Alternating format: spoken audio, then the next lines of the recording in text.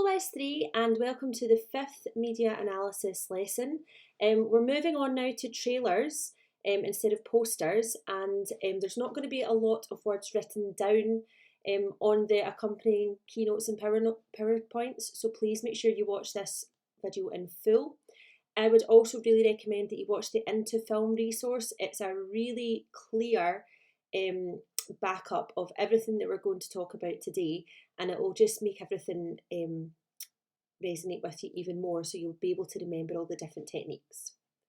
Just as a reminder then of what we're doing, we started off by looking at posters, audience and purpose, use of colour and images, persuasive language, and then we looked at group discussion skills. We are now going to think about film trailers, and in particular we're just going to talk about film language this week. So we're going to make sure that we're totally comfortable with camera shots and angles and different types of soundtrack sound effect techniques.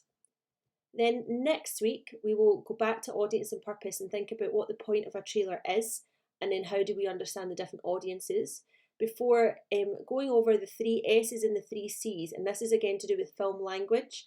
And whenever you study any type of film media in English or media, it's really important to remember your film literacy, which is the 3 S's and the 3 C's. We'll go over that, and then we'll start thinking about our group discussion teams preparing for the discussion assessment, and then you'll be given your film, your poster and your trailer to analyse in preparation for that.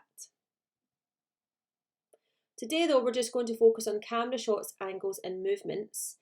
However, as I said to you, there is an accompanying video that comes from Into Film. I've put the link of it on the announcement for the lesson, so please make sure you watch that also, because it'll consolidate all your knowledge from here as well. Okay, let's move on then though to thinking about camera shots first of all. The first shot I'm going to show you is a wide shot, sometimes known as a full shot or a long shot. If there's characters, they'll be able to be seen fully within the frame. Sometimes this is used to show a particular building or setting, and sometimes it's used to show both. So it's very good for establishing a scene. You can also have an extreme wide shot, and that will give even more context, so you can really see what's going on. Disaster movies are full of extreme wide shots. You then have a mid shot, and that can show you what characters are doing. So if it's a character on their own, you'll be able to see their body language, see what they're doing. It can also be used quite a lot to show more than one character in a scene. Sometimes it helps you see their dialogue or the way they relate to one another. You then have a close-up, which helps to show characters' emotions and reactions. And then you can also have an extreme close-up, and that would highlight a really small detail in a character.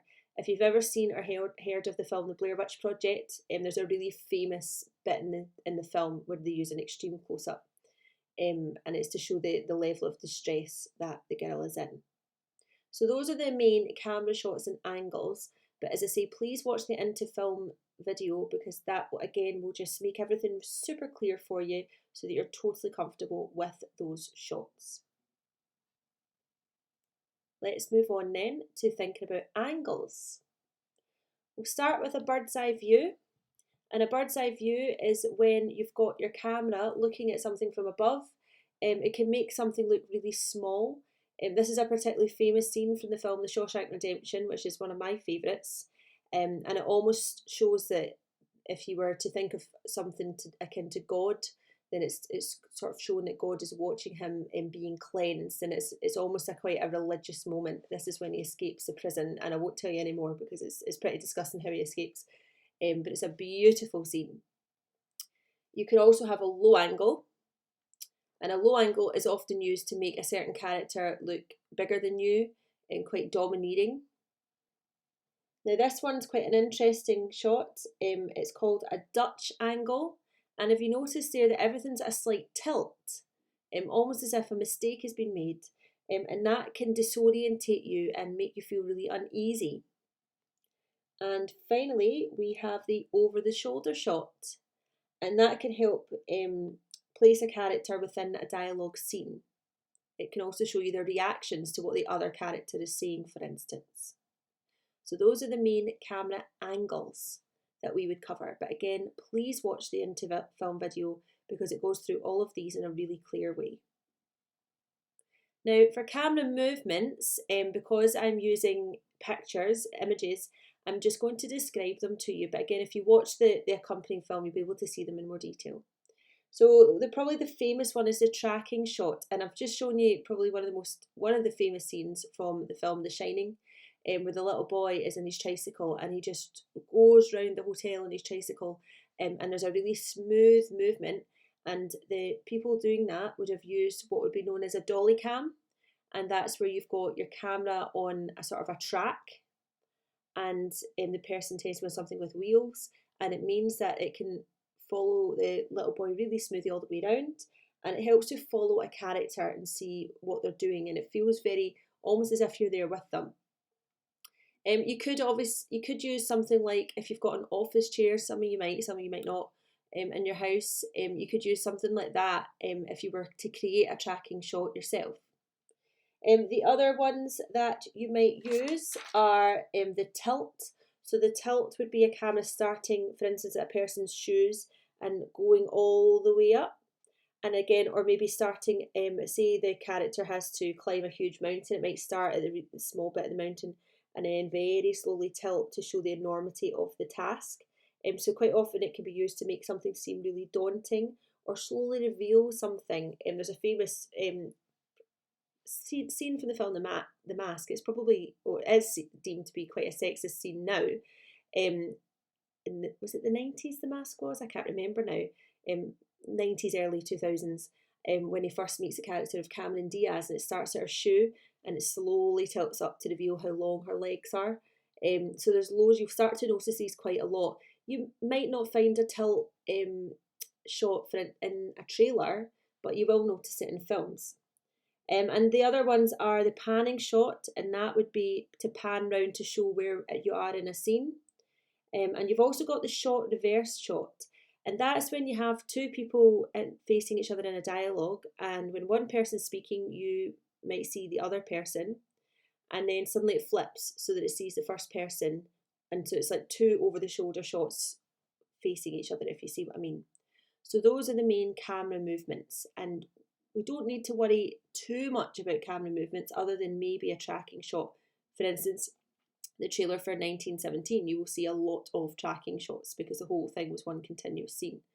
Okay, so I feel like you've had a lot of screen time recently, so I'm telling you now, what I don't want you to do in the next task is to find images off the internet. I do not want you to do that, okay?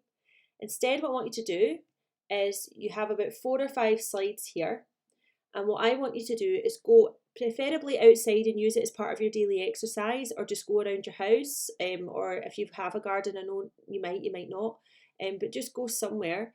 And what I would like you to do is find different camera shots and different camera angles. I'll let you choose. So there is 1, 2, 3, 4, 5, 6, I think. So you can choose what ones, but I do want a different shot on each slide. And I want you to insert your camera shot onto the OneNote page. And what I want you to do is to name the camera shot or angle and explain the effect you were going for. Okay? Because what I want to find out is, do you understand? So I don't want you to just regurgitate and go, I've looked up mid shot on the internet, here's a mid shot. Okay? I don't want that. I want you up and about. Don't want you sitting at this screen all day other than to use it to take pictures. And so that's what I would like you to do. But before you go, I just wanted to give you an extra task if you want to do it. Okay, so this is purely an extension. And for an extension activity, what I would like you to do is also add in a video clip, and you can either attach it separately to the assignment, or you could see if you could actually put it into your OneNote page. I'm sure you'll be able to. And you could do 1 or all 3 of these shots: tracking shot, a tilt, a shot reverse shot. So for instance, if you're at home with a sibling, you might want to do a shot reverse shot.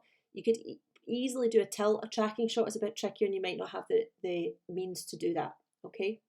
But it would be really cool if I could see that as well. And what you could do, rather than having to write anything down, is while you're taking the shot, explain to me what shot you are taking and why, okay?